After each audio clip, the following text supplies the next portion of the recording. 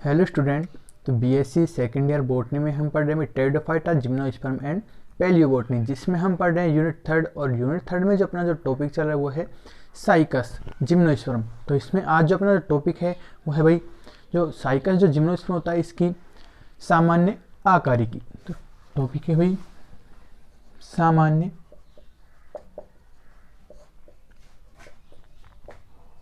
आकारिकी।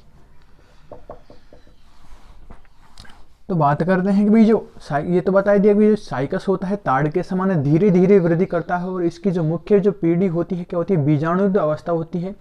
और जो साइकस का जो पादप होता है जड़, तना व पत्तियों में विभेदित होता है। तो इसके आकार की बात करें तो आकार के आधार पर भी इसको भी तीन भागों में विभेदित किया गया है। पहला भाग जड़ या मूल, सेकंड जो होता है इसका तना, और थर्ड जो होता है इसका पर्ण या पत्तियां। तो इस प्रकार जो साइकस को भी आकार के आधार पर तीन भागों में विभेदित किया गया है। तो इसमें हम लिखेंगे ये है ताड़ के समान धीरे वृद्धि करने वाला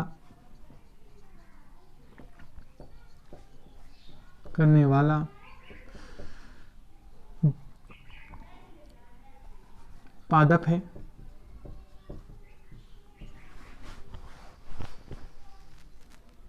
तो तीन भागों में विभेदित रहता है। ये है जड़, तना व पत्तियों में, जड़, तना व पत्तियों में विभेदित रहता है।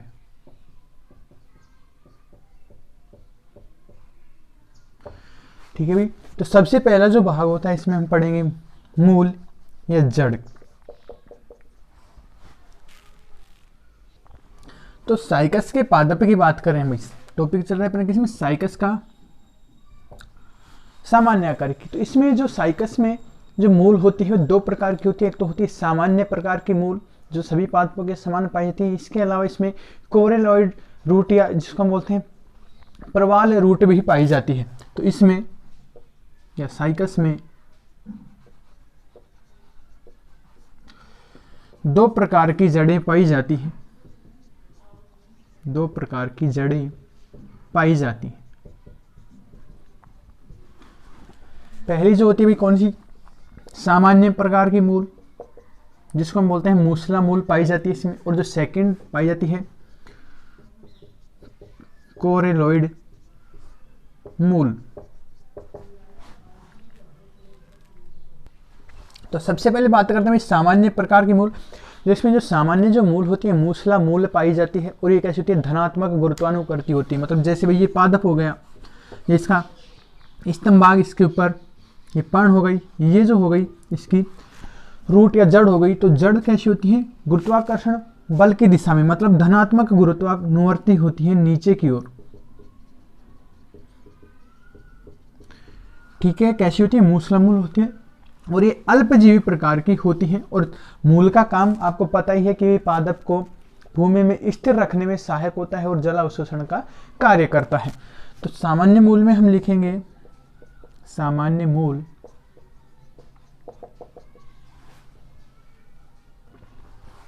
इनमें मूसला मूल होती है, मूसला मूल होती है, जिसमें मूल छोटी व मोटी होती है, मोटी होती है। ये धनात्मक गुरुत्वानुवर्ती होती हैं, धनात्मक गुरुत्वानुवर्ती होती हैं। धनात्मक गुरुत्वानुवर्ती मतलब समझ गए भी, जो गुरुत्वाकर्षण जो बल होता है कहाँ, नीचे की तरफ लगता है। और जो जड़ होती है वो भी नीचे की ओर क्या करती हैं, वृद्धि करती हैं। तो इस कारण जो जड़ी होती हैं कैसी होती हैं, धनात्मक गुरुत्वानुवर्ती होती हैं। और इसका काम हमने बता दिया कि भाई ये पादपों को स्थिर रखने में और अवशोषण में सहायक होती हैं। तो ये पादपों को स्थिर रखने व पोषक पदार्थों का अवशोषण करती हैं। ये जल व जल का अवशोषण करती है।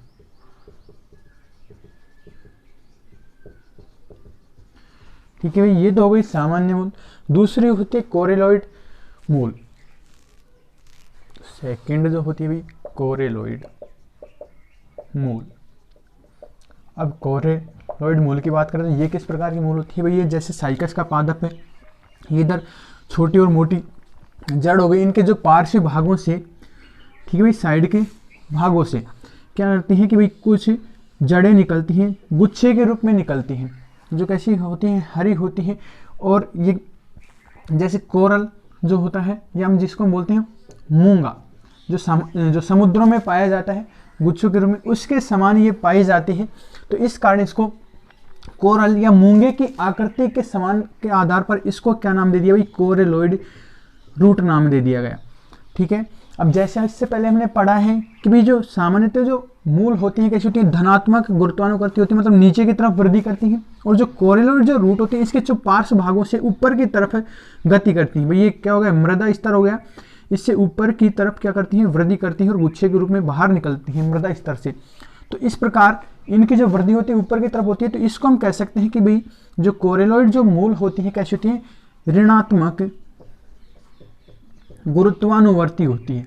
ऋणात्मक गुरुत्वानुवर्ती क्यों नाम दिया गया भाई, गुरुत्वाकर्षण नीचे की ओर लगता है तो धनात्मक होगी, लेकिन जो कोरेलॉइड जो रूट होती है इनकी जो वृद्धि होती है कहाँ होती है, ऊपर की तरफ होती है। तो इस कारण ये कैसी होती है, ऋणात्मक गुरुत्वानुवर्ती प्रकार की होती हैं।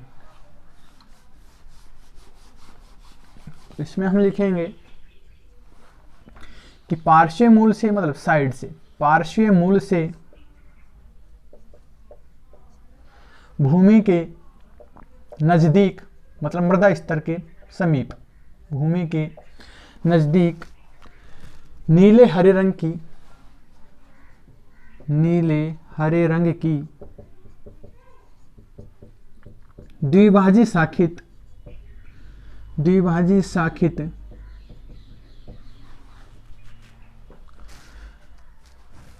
युक्त गुच्छों के रूप में, युक्त गुच्छों के रूप में, मतलब ये किसके रूप में पाई जाती है, गुच्छों के रूप में पाई जाती है। मूंगे की आकृति वाली, मूंगे या जिसको हम बोलते हैं इंग्लिश में कोरल के आकृति वाली जड़ क्या कहलाती है, कोरेलॉइड रूट कहलाती है। कोरेलॉइड मूल कहलाती है। ठीक है, अब इसको कोरेलॉइड नाम क्यों दिया गया भाई, मूंगे की आकृति के कारण। ठीक है, अब इनकी विशेषताओं की बात करें तो इनमें क्या विशेषता होती है कि एक तो ये ऋणात्मक गुरुत्वानुवर्ती होती है, ये ऋणात्मक गुरुत्वानुवर्ती होती हैं।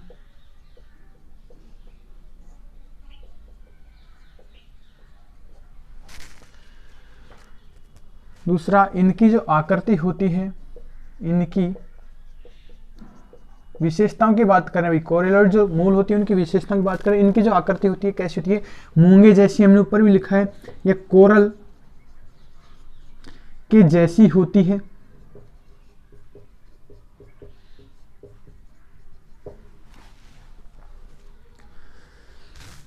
ठीक है,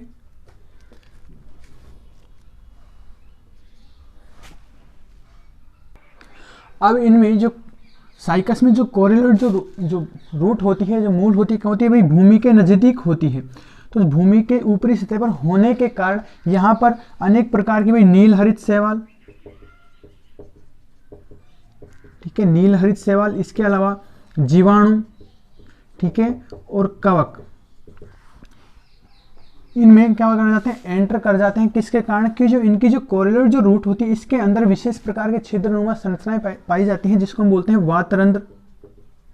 उनके द्वारा ये इसके अंदर प्रवेश कर जाते हैं। मतलब जैसे जड़ की स्टेम की बात कर, जो जड़ होती है इसकी कटिंग की बात करें तो इसके अंदर भाई एपिडर्मिस हो गया, मतलब सबसे बाह्य त्वचा एपिडर्मिस, और इसके अंदर की तरफ क्या पाया जाता है, कोर्टेक्स भाग पाया जाता है, कोर्टेक्स, या जिसको हम बोलते हैं वल्कुट। तो वातरंध्रों के द्वारा नीलहरी शैवाल, जीवाणु, कवक क्या होते हैं कि जो जड़ होती है उसके कोर्टेक्स भाग में क्या कर जाते हैं, प्रवेश कर जाते हैं। ठीक है, तो नेक्स्ट इसमें हम लिखेंगे कि भाई कुछ नील हरित शैवाल, कुछ नील हरित शैवाल, इसके अलावा जीवाणु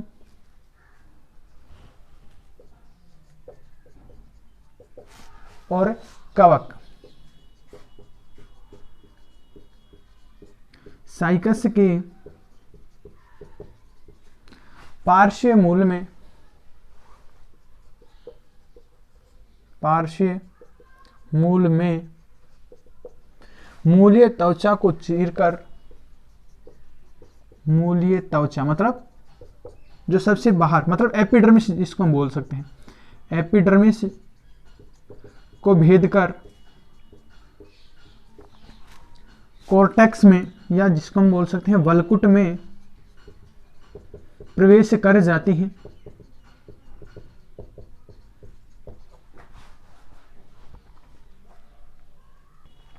अब उसके बाद जैसे ही ये वलकुट क्षेत्र के अंदर प्रवेश कर जाते हैं, मतलब कौन, नील हरित शैवाल, जीवाणु और कवक, जब कोर्टेक्स के अंदर प्रवेश कर जाते हैं तो ये क्या बनाते हैं, कॉलोनी बना लेते हैं, मतलब वहां पर अपने एक समूह बना लेते हैं, और किसके रूप में, रिंग या वलय के रूप में अपना क्या बना लेते हैं, कोर्टेक्स क्षेत्र के अंदर अपना समूह बना लेते हैं। तो इसमें हम लिखेंगे भाई वलकुट क्षेत्र में, वलकुट क्षेत्र में नील हरित शैवाल, नील हरित शैवाल, इसके अलावा जीवाणु, कवक, जीवाणु कवक आदि सूक्ष्म जीवों की, आदि सूक्ष्म जीवों की कॉलोनी या मतलब समूह, कॉलोनी वलकुट में, वलकुट में एक वलय के रूप में, एक वलय के रूप में मिलते हैं। ठीक है भाई। अब हम बात करते हैं कि भाई जब ये इसके रूट के अंदर जब चले जाते थे इनका काम क्या होता है, कि भाई जैसे कवक तो इनसे पोषण प्राप्त करती है, ठीक है, और हम बात करें तो एक काम क्या करेगी, जैसे ही कवक मूल के साथ मिलती है तो बना लेती है कवक मूल, तो इनके लिए अवशोषण का काम करती रहेगी और इनसे पोषण भी प्राप्त करती रहेगी। जैसे अन्य बैक्टीरिया और नील हरित शैवाल की बात करें तो जब ये पार्श्व मूलों में भाई इनके द्वारा, मतलब कोरेलॉइड मूल के द्वारा इनके अंदर जब प्रवेश कर जाते हैं तो क्या बनाते हैं भाई, अभी बताया था कि जैसे जड़ के अंदर ये कोर्टेक्स में वलय के रूप में मिल जाते हैं, तो फिर यहाँ ये करते हैं नाइट्रोजन फिक्सेशन का काम करते हैं। ठीक है, कि मतलब जो नील हरित शैवाल जो जीवाणु होते हैं क्या करते हैं, नाइट्रोजन का फिक्सेशन करते हैं, मतलब कि भाई जो साइकस का जो पादप होता है उनको जो नाइट्रोजन के यौगिक मतलब नाइट्राइट और नाइट्रेट इनको उपलब्ध कराती है, बदले में उनसे क्या कर लेते हैं भाई, पोषण प्राप्त कर लेते हैं। इस प्रकार ये सहजीवी संबंध भी दर्शाते हैं। तो मुख्य काम क्या हो गया भाई, जो नील हरित शैवाल जो जीवाणु होते हैं जड़ों के जब अंदर रहते हैं तो क्या करते हैं भाई, नाइट्रोजन फिक्सेशन मतलब नाइट्रोजन स्थिरीकरण का कार्य करते हैं।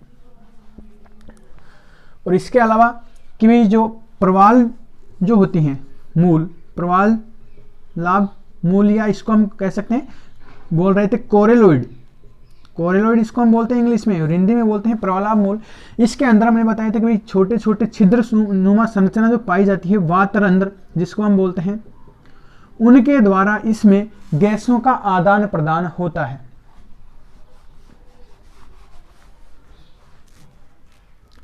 तो नील हरित शैवाल, नील हरित शैवाल जैसे एनाबीना नोस्टोक। अब हम बात करें भाई कौन कौन सी ऐसी शैवाल होती है जो नाइट्रोजन फिक्सेशन करती हैं, तो कौन सी होती है भाई, एनाबीना नोस्टोक नाइट्रोजन स्थिरीकरण में, नाइट्रोजन स्थिरीकरण में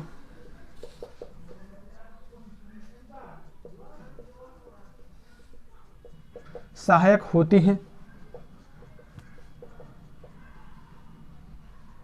ये तो हो गई भी नीला रिसेवल की बात। और जीवाणुओं की बात करते भाई कौन से जो जीवाणु होते हैं वो क्या करते हैं नाइट्रोजन फिक्सेशन। तो जीवाणु होते हैं स्यूडोमोनास,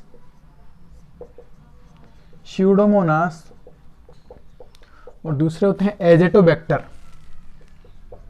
एजेटोबैक्टर भी नाइट्रोजन फिक्सेशन मतलब नाइट्रोजन स्थिरीकरण में सहायक होते हैं। ठीक है।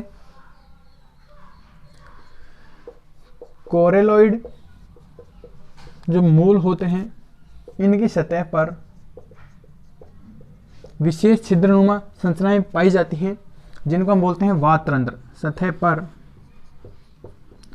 वातरंध्र मिलते हैं और वातरंध्र का काम क्या होता है भी जो गैसों के आदान प्रदान में सहायक होते हैं, जो गैसों के आदान प्रदान में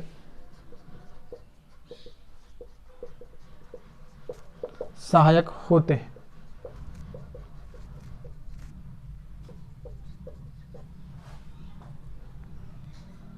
तो यहां तक क्लियर है भाई।